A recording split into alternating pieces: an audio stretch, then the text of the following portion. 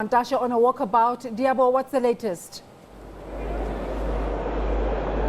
Hi, Desiree. Yes, just like you've just said that we've managed to catch the minister while he's doing the walkabout here at the exhibition center at the Africa Energy Indaba. He said some interesting things during his keynote address a short while ago. But what really caught my attention is the issue of geopolitical tensions and how that has impacted on the rand-dollar price that we've seen over the past week, even going up to more than $100 a barrel. We know what that means. That means that we're going to feel the pain at the pumps. As of midnight, we saw the price of petrol, particularly inland, going up by R1.46. This is the minister's jurisdiction, and there has been calls, Minister, talking about us re-looking at how we calculate the basic price of petrol.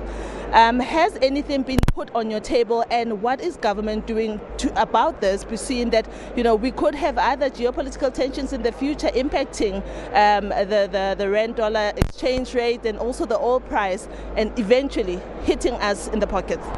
We're in discussion with the Minister of Finance, particularly maybe separating the insurance part for various issues like RALF and others. But the price of oil, if it goes over 100, we'll see it.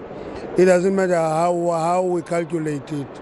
And because our exchange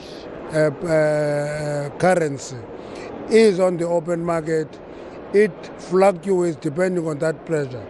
That you cannot change unless you want to have a fixed rand-dollar exchange, which is not working in the real world.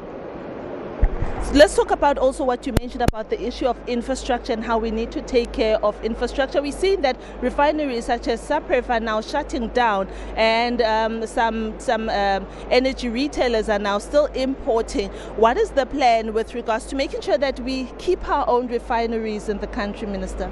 I hope the state can be able to take over SABC. I'm still hopeful about that, because if we do that, at least the state will increase its capacity in the refining space. And if you take SABC and you rework on Petro SA, you reinstate it, we'll actually control quite a sizable amount of refining capacity. But part of the finished product will have to be imported in any way. But the state must also have that right to import and refine.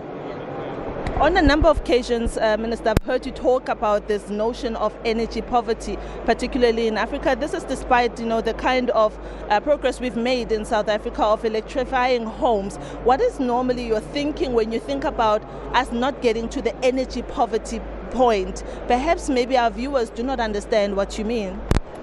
Until we have universal access to energy, we still have energy poverty.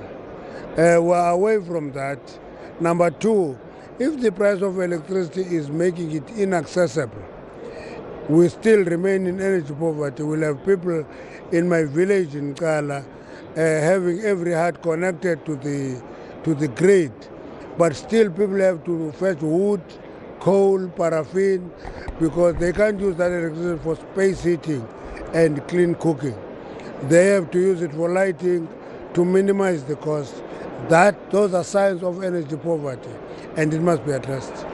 Let's talk about the issue of coal versus, the whole energy, just transition of energy. There are a lot of talks globally about worlds or countries moving away from coal. However, we are stuck with more than 200 years worth of coal underneath South African grounds. And I've seen that you're not quite a fan of us completely moving away from coal. Take me through your thinking about that.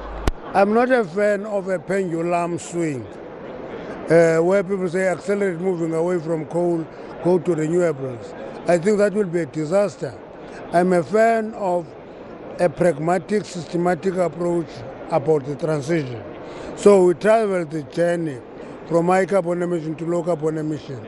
In that process, also do research on cleaner coal technologies so that we can still have technologies that give us access to coal and use coal as source of energy into the future. And therefore my passion is mixed technologies that will sustain security of energy supply while we're moving to cleaner energy. And there's that 9.61% that we're facing from NERSA. Consumers not happy about it. What is your feeling about NERSA and Eskom really, and how they're increasing the price of electricity? Actually, Eskom wanted 20%. They are giving 9.6%, which is a big movement. And we're discussing with NERSA, I say the formula for regulation is backward because you compensate Eskom even for inefficiencies. And we should not be doing that.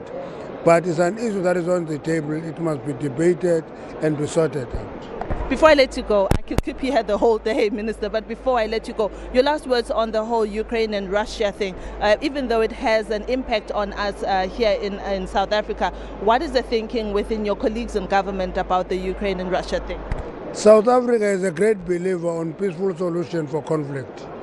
I'm one of those people who believe in peaceful solution on conflict. There is no war that is having a winner. Every war is only having losers. Even if you are projected as a winner of a war, you are actually a loser because a lot of value will be destroyed. So I'm a great believer on peaceful solution. I think we can find that formula in the Russia-Ukraine conflict. Minister, thank you so much for your time.